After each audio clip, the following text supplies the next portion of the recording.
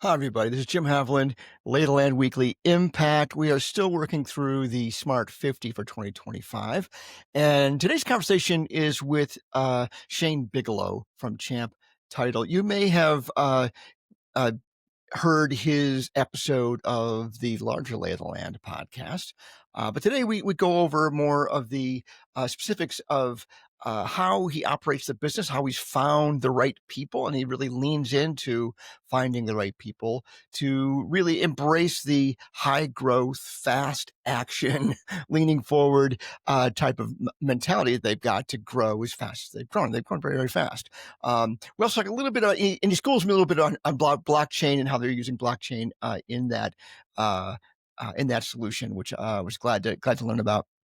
But the crux of today's conversation really is all about the very modern way of thinking about who belongs in each seat, being very specific about what is in a seat, what it means to have a role in the business, and being intentional about what you need in that seat, what you need in your company, and then finding the absolute right people, what we call hell yes. But um, he references some of his experiences in much larger markets and larger organizations.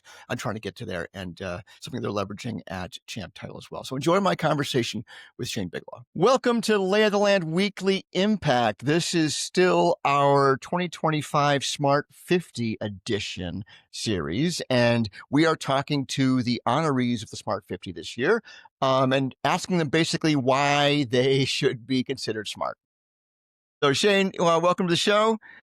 Why don't we open up with a little short version of your story? So you weren't always the founder and leader of Champ Titles. What happened before then? Well, I think my career is a function of finding really smart people to work with who are incredibly gifted and candidly quite a bit smarter than me. So prior to this, Always a good strategy, Shane.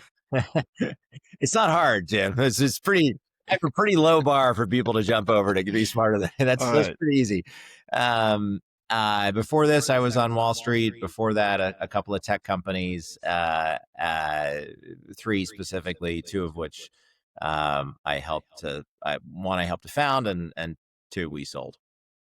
Well, Shane, you come up in my conversations being formerly the sponsor of Lay of the Land and a fan. Is that your show was, I think, show 36, so it was like quite a few shows ago. But I think that I've heard in grumblings in Cleveland about how, hey, we were going to try to do this Blockland thing and that didn't go so good.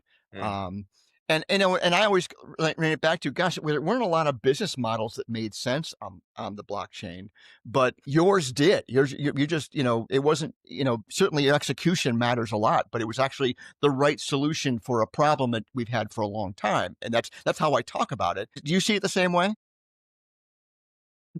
Maybe a little different. Blockland was the second largest blockchain conference in the country. It did that 2 years in a row, and it was a nonprofit that candidly we tried to turn over to the city, and the city didn't want it. So, I don't think it's a failure of the conference or the interest in it. In fact, if you look at the economic impact that the companies that were associated with it had, and you look at the value of things like crypto at the time versus today, you could say that there hasn't been a bigger miss in Cleveland in the past 10 years than not getting on that train.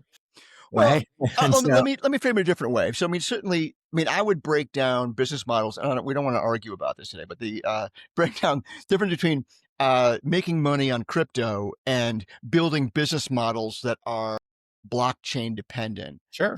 Right. And I think, this conference was great. I attended the conference and I met amazing people doing amazing things. But during Tech Week this last year, people were like, kind of embarrassed, like, oh, well, we never really turned it into a magical hub of blockchain businesses. Like, well, nowhere did, man. Where there hasn't really been an explosion of successful, massively successful businesses in the blockchain universe. But I said, except for things that made natural sense, like managing smart contracts that were always done in a pretty dumb way. So answer that, but also tell me a little bit more about Champ Titles and what they do, because I've alluded to this and we haven't told anybody why that matters. Yeah. So, first, I think what people realized about blockchain and crypto is, crypto is just an application on blockchain, right? But Right, there are a lot right. of really interesting blockchain applications, and I would argue that the success of blockchain is not consistent with what you said. So, you know, do you use Venmo? I sure do. Every single transaction's on blockchain. Oh, nice. Okay, got it. And so, so my point is that people are using it every single day Without really knowing it. without knowing it, right? And which is the same as a database, right? Like, I mean, how many people use Oracle every day but have no idea they're using Oracle? Like Larry Ellison is the second wealthiest guy, right? He's not the second wealthiest guy in the world because it doesn't work, right? It was just a quiet application in the background that everybody happens to use. I think blockchain is now so prevalent in so many places, people don't know that it's there, but there were a lot of successful businesses that have deployed it. In our case, what we saw was that, if you're trying to show the provenance of an asset, and you're doing that at a government layer, which is the most crucial layer for showing ownership in this country, is that the government reflects that you own your house, your Right. car. Once they've acknowledged it, you're in a whole nother set of law. That's right. What's the most cryptographically secure way to make sure that there's a record of that? Well, it's using blockchain, and so Yeah, yeah. that's why we use it as a relatively small part of our solution, but an important part. Yeah, well, and I think I recognize that from the very beginning for y'all that this was escrow was one of those places where there was no going to be, it's a clear place where having it on the chain mattered, where it would be a low cost but high reliability way of solving that problem. Like who owns this, right? And under what conditions would that ownership change, right? And so one of the questions I've asked everybody is what makes Champ Title unique or smart, and I guess how would you frame that answer? Like what makes you a smart business? I mean, I think it's that, we now serve 35 million people across the country. And we've done that on the backs of an amazing team and a set of amazing brains here that we've assembled at Champ. Champ is a really hard place to get a job. It's a hard place even to keep a job, and we're proud of that. And that's Mm, because the challenge that we put in front of our folks is very, very difficult. And like I said, conveniently, down to every single one of them. They're all smarter than me and smarter than the first handful of employees that started this with me. But we keep adding better and better talent with every new hire. So the smartness of it is, how do you manage 35 million people and their needs, and growing? We'll grow quite a bit more than that in the next year here. Yeah, how do you do that with an efficient workforce, and right. how do you do it in Cleveland? And I think we've managed to show that we can. That's brilliant. Well, and my next question is kind of what lessons have you learned in this arc about leadership and what's important about leadership? If I say what's your leadership nuggets, what would you tell me? Hire the smartest people I possibly can, and then let them do their job, and, Right. and get out of their way. Right? I think all too often, we try to think that we somehow can improve on people who are experts in something that arguably I may not know very much about. And so hire the smartest people we possibly can, and let them run. Second is, you've got to, in our case, we're growing so fast. We don't have the luxury of hiring people that we have to spend a lot of time training. We need adults in the room, and that doesn't matter your age. That matters your level of sophistication and being able to handle a particular job. Right. It's it. So I Mm, think hiring people that are capable of doing a job without you having to train them is not a typical path for a lot of folks. And so, we're in the market for finding those experts that are looking for their next challenge and looking for something that's a bit more exciting than maybe what they're doing today. that's true. How many folks are in on the team now? We keep it fairly confidential, but low triple digits. Okay. All right. Very good. Well, that's fantastic. I mean, I think even in your answer, I hear one of the themes that I've heard is I've talked to dozens of other folks um in this group, that notion of humility and self awareness that, hey, I don't have to know all of this stuff. I've got to be good at finding the right people that know this stuff. that, and figuring out, because you still have to be a good consumer of humans, like being able to shop well for the right types of humans. Are there any unlocks for you there? Like how do you discern that this person is going to be self-reliant when we hire them? We do a lot of psychological analysis, cognitive testing, and we do a lot of comparative work relative to the best performers we have. But Brilliant. I think that, and that's sort of, I don't know if that's standard, but I think it's largely standard with companies like us. I think the hard part in our world is finding people that are accustomed to high growth environments. That's not as common in this geographic area. So finding people that can adjust to that pace is where we spend a lot of time really challenging folks in the interview process. Are you ready for what this looks like? It's a when people say it's not a marathon or it's not a sprint, it's a marathon. It's like, no, we're a sprinting marathon. Yeah, yeah, we're full speed ahead, Full speed ahead every forever. day, and it's really long. Is it a matter of training people to work in a high growth environment, or are you picking people that yearn for that? We're picking people that yearn and understand it. There's no Okay, got time it. for training.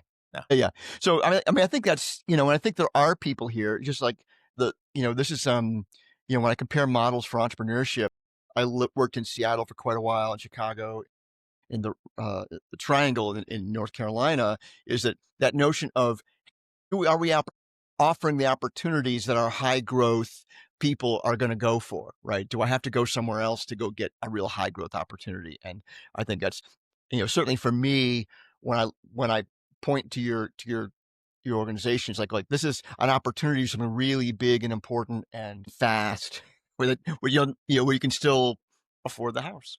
Um, Yeah, uh, this is a great place. We've been very fortunate to be able to hire people and build here because Cleveland has a low cost of living, a wonderfully educated workforce, a diverse population, so we can get different opinions, which is important to the way we grow our business. And I think it's got a hardworking grit to it that is difficult to find in some other geographies that might be more accustomed to young companies, but they don't have the grit that is needed to get through these periods where it's hard to grow a company at this pace. Well stated. All right. Well, so I want to lean into a little bit of your the way you're handling finding people, because I think, from my perspective, I've worked with a couple hundred companies where I've helped them establish. I call it the hell yes people. You got to figure out who your hell yes people are, and find ways of getting there. And I try to convince them that interviews aren't the best way to make it happen. That there is a lot of tools out there that are much better at that. Is that something you came upon as far as Champ, or did you bring that to this situation from your previous experiences? No, it came from my previous experiences. Yeah. I worked for a Wall Street firm for a long time and did investing for another company on Wall Street for a while, and so in all of those cases, there was a lot of psychological profiling and trying to understand the cognitive function and how the pace at which people can consume information. Hmm. And it's not a litmus test that you hire a certain exact type of personality or cognitive pace. The litmus test is it the right pace and personality for the role? And so marrying a solid role description to that personality and really trying to get behind how that person will interact with the team has allowed us to grow a good bit faster. And there are, any number of tools that are available for those. Everybody's got their favorite, but we Right. did a lot of that on Wall Street because it's sort of a higher stress environment than most, and you need people that can battle through on a day when like I look at the stock market today. If you're working on Wall Street today, you're going through one of those hard days. So buckle. Yeah. Yeah, there's a lot going on that'll influence that. But I think that's, I mean, certainly from my perspective, and you don't use it. I think that's a very advanced understanding of what it is to find the right people. The right people, right seat model is, you've got to do a good job of modeling your seats. You've got to do an even better job of modeling people in those seats, and getting to the right, both tech and science behind doing that, is the only way to do it in a high growth, efficient manner. And I still find so many people, in arguably large companies that are successful doing it wrong and not wondering why they have to fire so many people or people leave in a big hurry. Yeah, Um, yeah, you said it right. Yeah. all right. So, any other like earned wisdom? So, obviously you're being recognized for this award, and so we think you got some things figured out. Is there something about how you execute your day, or I think about setting your long term strategy that you think you could share with Shane Bigelow, 20 years younger? Well, this reward is much more about the company than me. In fact, has very little to do with But me. companies don't exist out in a vacuum, Shane. Someone's got to initiate and keep it together. Yeah, but once it's initiated, like, how much am I responsible for? I'm not quite sure. I think the team is responsible for quite a bit more. And All right. I think that the ethos that we create here that, if you ask like 20 years ago what I wish I knew, um, it was about 24 years ago when I first heard this phrase, and it changed my world that day. It was when John Chambers, I was working at Cisco, and John Chambers came in, and, he had given some audacious goals to the sales team a year prior. And he candidly mentioned he didn't think that we'd get there. And then the team did. And he said, yeah, I just realized that we have this effort here at the company where we just treat no as a stumbling block on the way to yes. And having that mentality and Great. trying to surround me over the years with people like that, it's kind of like your hell yes people. Um, it's how do you build that across your team, and how do you find people that have that same sort of attitude around you? You'll hear no all the time, but how do you treat it as a stumbling block on the way to yes? I steal that from John Chambers nearly every day. I love that. So obviously you're at a stage now with this company that, and it's not your first rodeo, but they're, having a culture of that level of accomplishment is not easy or automatic as well. So you must be doing something. And what are you doing, do you think, to maintain kind of alignment on your long term goals? 'Cause if you're behind the right people and setting them in direction, you got to make sure they're aligned to where they're going.